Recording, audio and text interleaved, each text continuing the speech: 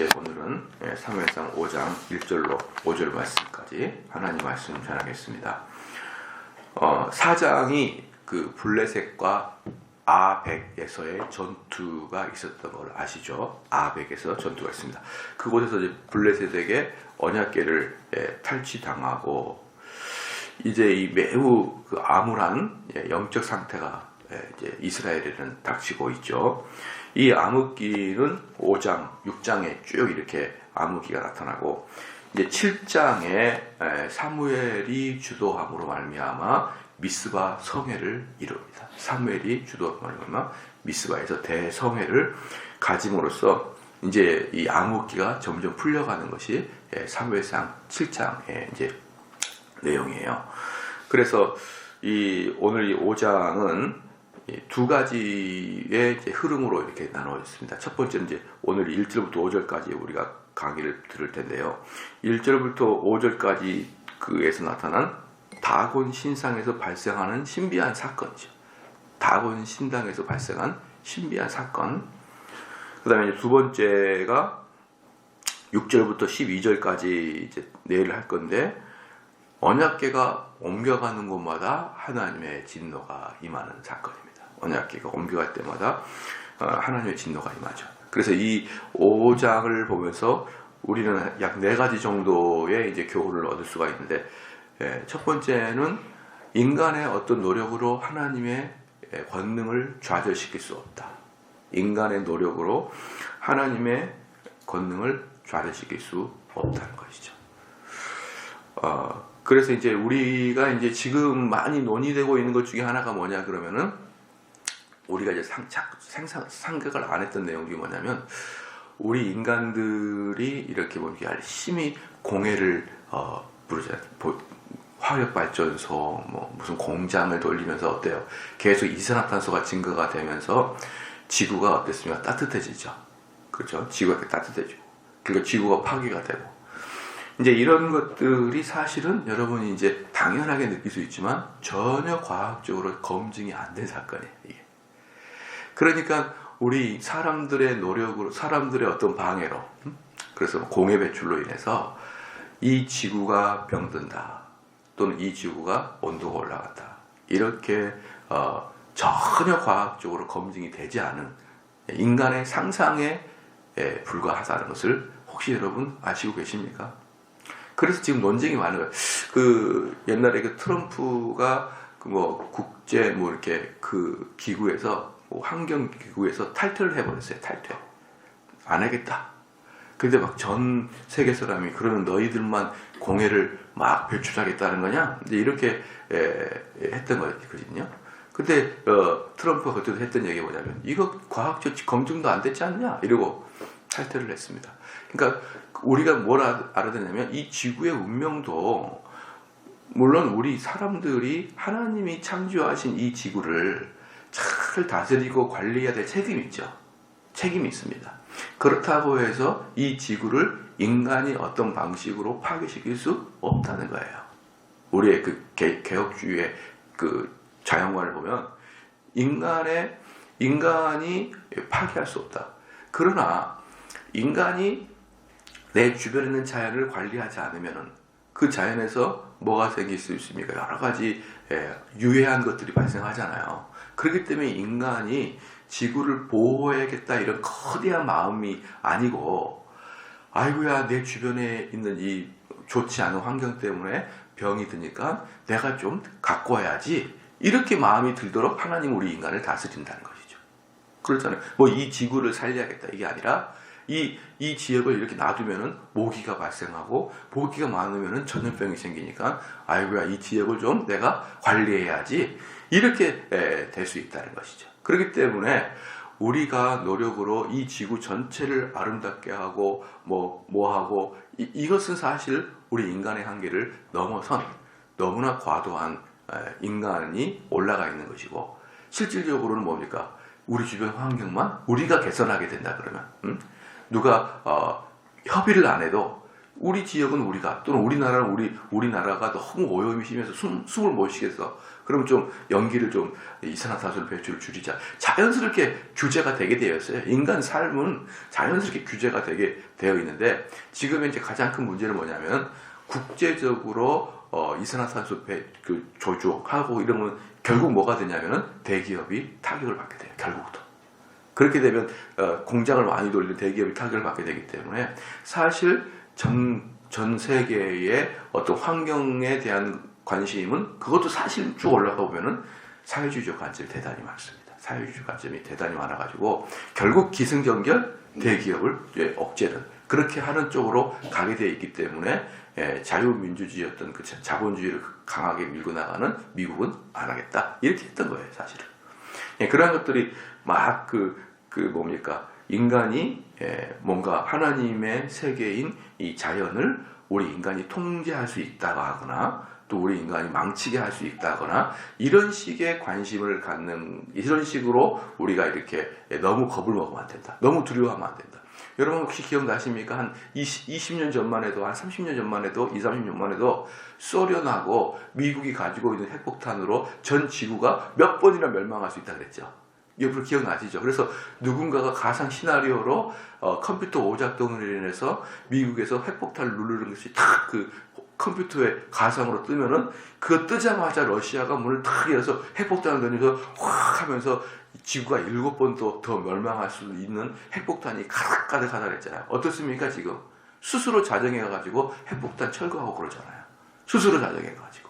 그러니까 우리 인간은 스스로 하나님이 모든 사람들에게 뭘 주고 있습니까? 일반 은총 안에서 자기를 보호하는 본능이 있기 때문에 인간들은 끝까지 그렇게 타락으로 치닫지 않아요. 그래서 이 세상에는 완전한 선도 없고 완전한 악도 없어요. 탁도 알아서 자정이 되기 때문에 그런 걸 가지고 너무 이렇게 두려워하거나 그러면 또 안 되는 거예요. 제가 지난번에 한 3년 전인가 그때 한참 김정은이가 핵폭탄을 터뜨린다 만다 막 그럴 때 그때도 제가 설교했던 게 있습니다. 핵폭탄 터진 전쟁이 나면 내가 걸겠다. 내가 막 그런 적이 있었어요. 내가 걸겠다. 절대로 안 난다. 왜? 자정 능력이 있어요. 김정은이라는 사람도 인간이기 때문에 완벽한 타락, 마귀와 같이 타락할 수는 없는 거예요. 그 속에 뭐가 있으니까 자기 식구를 보존해야 될 두려움이 있잖아요. 김정은이도 자기 아내를 보존하고 아들도 있을 거 아니에요. 그런 애들을 보존해야 되는 두려움이 있기 때문에 함부로 핵폭탄을 누르거나 전쟁을 일으킬 수가 없어요. 왜? 눌렀다 그러면은 막 포격이 들어가 버리니까.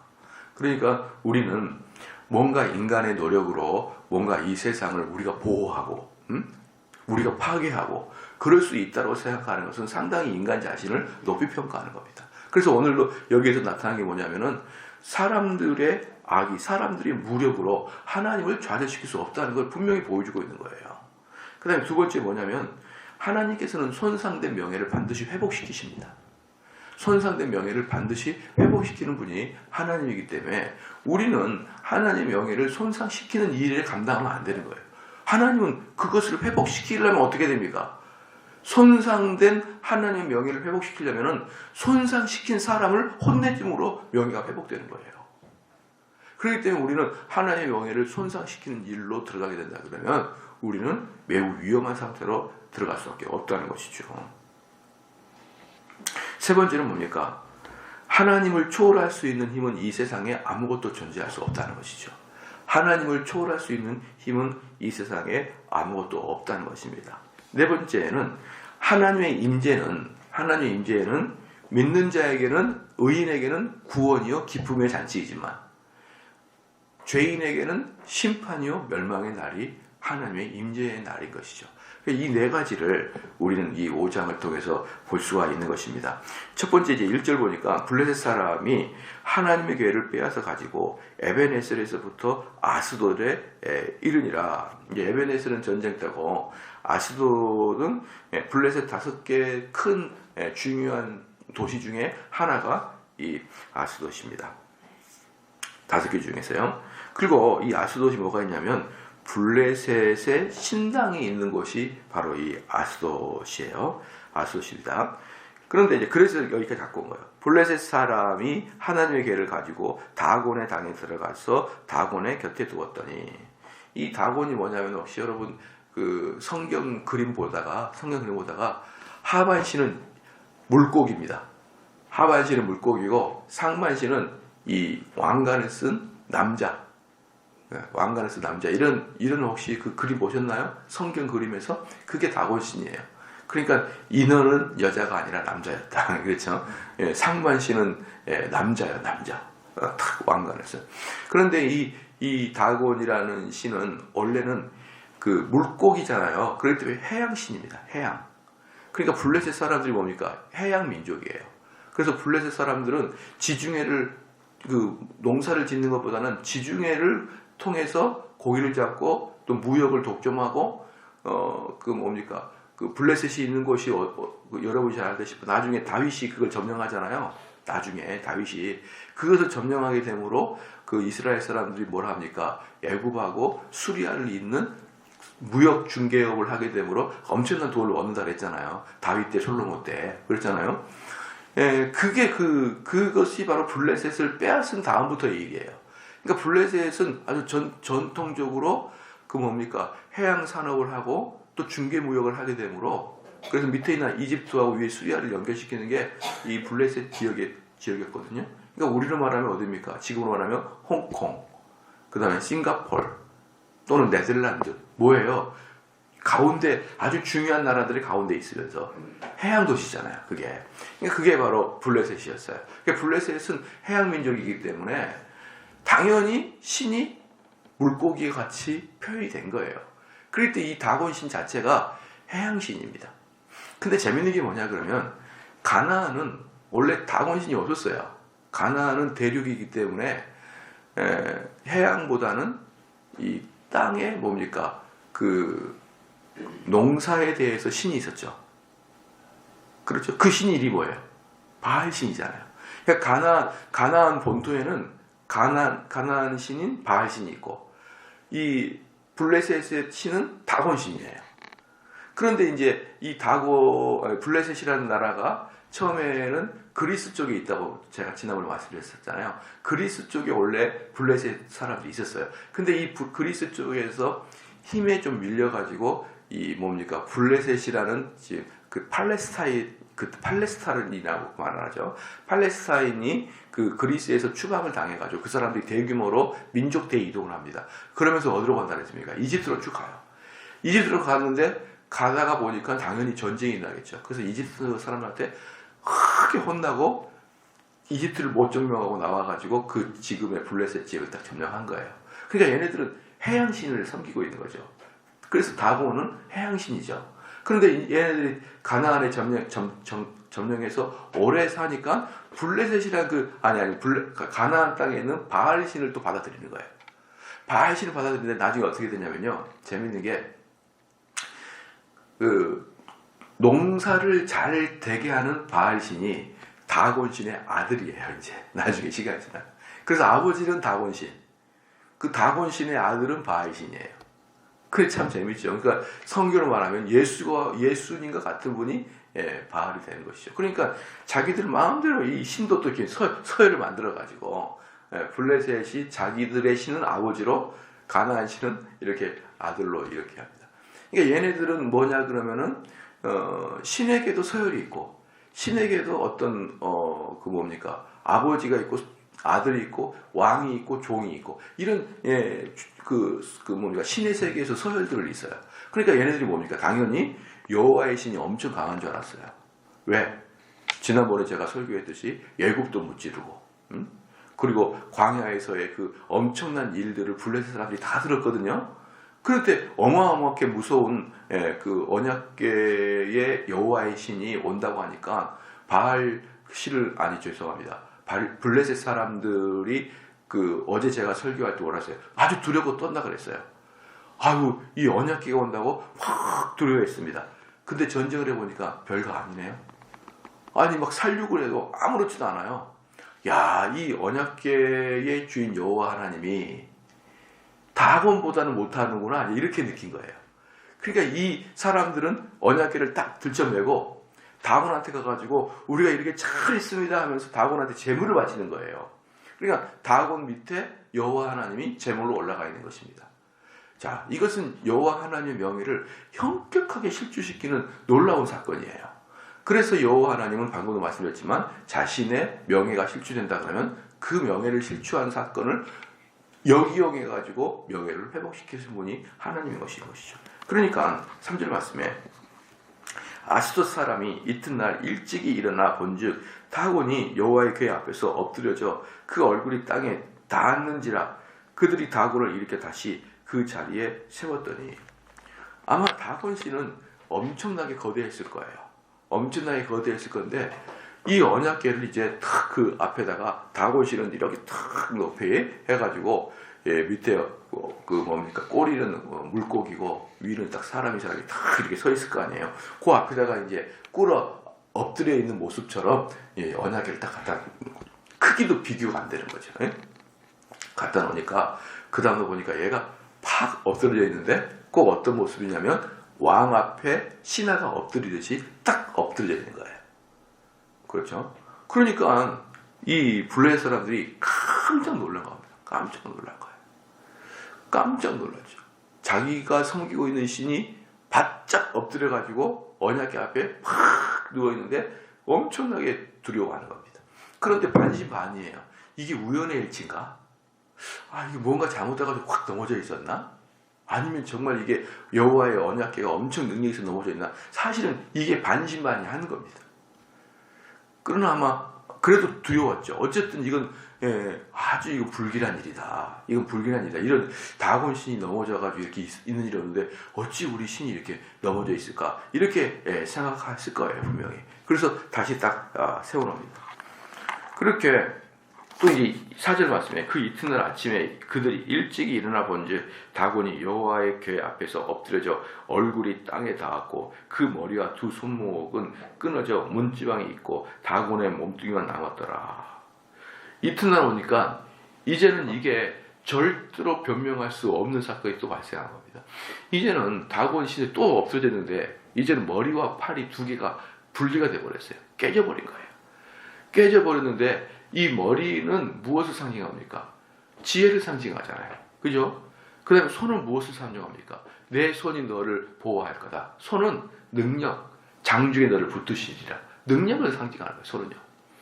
그러니까 이게 뭐냐 그러면 다곤의 지혜와 다곤의 능력은 여호와 앞에서 깨져버렸다. 이 뜻을 보여주고 있는 거예요. 너희들이 아무리 지혜를 가지고 너희들이 아무리 힘을 가지고 여호와 하나님을 공격해봐라. 너희들이 되든지 오히려 너희의 지혜와 너희의 능력이 너희를 멸하게 될 것이다. 이걸 보여주고 있는 것이거든요. 그런데 어떤 학자들은 블레셋의 다곤 신의 머리가 탁 잘렸잖아요. 여호와 하나님 앞에서 이것이 이제 사무엘서 뒤에 가게 되면은 어떤 사건이 나타나면 다윗이 누구의 골리앗의 목을 자르는 것의 예표일 것이다 라고 보는 사람도 있어요. 다윗이 골리앗의 머리를 자르는 예표일 것이다. 그런 것도 있습니다. 어쨌든 이 블레셋 사람들에게는 아주 흉측한 사건이 발생한 거예요. 이 사건 이후에 얼마 가지 않아서 블레셋은 멸망합니다. 다윗한테 완전히 멸망을 당해요. 그래서 또 모습처럼 엄청난 거대한 애가 어때요? 엄청난 거대한 애가 조그만 다윗 앞에 퍼뜩 엎드려 있잖아요. 그래가지고 목을 탁 자르지 않습니까? 그러니까 너희들 블레셋 사람들의 미래를 미리 우리 하나님이 보여주는 꼴이 된 것이야죠. 그 다음에 또 하나 재밌는 게 뭐냐면 요 머리하고 손이 또 아주 공손하게 문지방에 딱 붙어 있어요. 문지방에.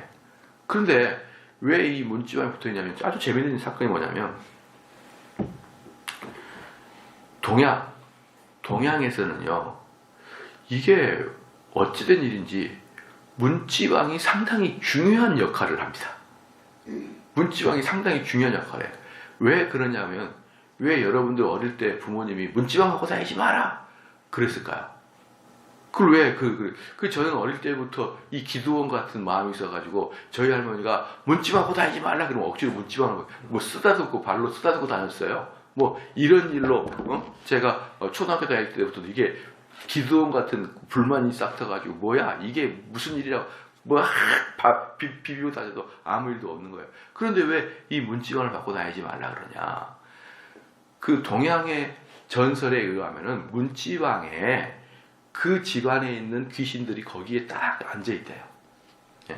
그 지역에 있는 귀신, 그 집안에 있는 귀신들이 문지방에 이렇게 앉아있기 때문에 그 귀신을 발로 머리를 쓰다듬고 지나다니면 안 되죠. 그러니까 그거를 못 받고 넘어가는 그런 흉측한 전설들이 있는데, 아마도 여기에도 그런 전설이 있었던 것 같아요. 그 지역을 관할하는 신이잖아요. 그러니까 왜? 여기가 신당이니까. 신당 문지방에는 그 지역을 관할하는 신들이 쫙 이렇게 앉아 있는 거예요. 그러니까 그 신당에 있는 곳에 가장 센 다곤이라는 그 신의 머리가 탁 떨어져 가지고 딱 붙어 있는 거야. 그러니까 그 다음부터는 이 블레셋 사람들이 너무 충격을 받아가지고 그 문지방을 밟고 지나가지 못하게 되었더라. 이 이야기를 하고 있는 거예요. 자, 여기서도 보여주고 있는 게 뭡니까? 얼마나 그들의 어리석음. 그렇잖아요. 우리 동양 사람들이 얼마나 어리석음. 그래서 옛날에 저희 친구들은 문지방 밟고 지나갔다고 아버지한테 두들겨 맞을 때도 있었어요. 얼마나 무지하고 얼마나 참 어리석습니까? 근데 놀랍게도 수천 년 전부터 이런 형태들이 이루어진 것은 참으로 기가 막힌 일이죠. 그래서 그러므로 다곤의 제사장들이나 다곤의 당에 들어가는 자는 오늘까지 아스도드에 있는 다곤의 문지방을 밟지 아니하더라. 이제 이것이 어떻게 되냐면요. 뭡니까? 우리나라 절과 비슷하게 생겼어요. 이 블레셋의 신당은 우리나라 절과 비슷하게 생겼는데, 절에 들어가면 어떻습니까? 먼저 큰 문이 하나 있고 마당이 있고 대웅전 있잖아요. 대웅전에 부처가 탁 하나 앉아 있잖아요. 그 자리에 다곤이 서 있다고 보면 돼요. 그 자리에 다곤이 서 있었는데 거기서 확 넘어졌는데, 이게 그 다곤 신당의 그 문지방이 아니라 바깥 문까지 머리가 날아온 거예요. 바깥 문까지 머리가 날아와서 그 바깥 문지방에 딱 붙어 있는 겁니다.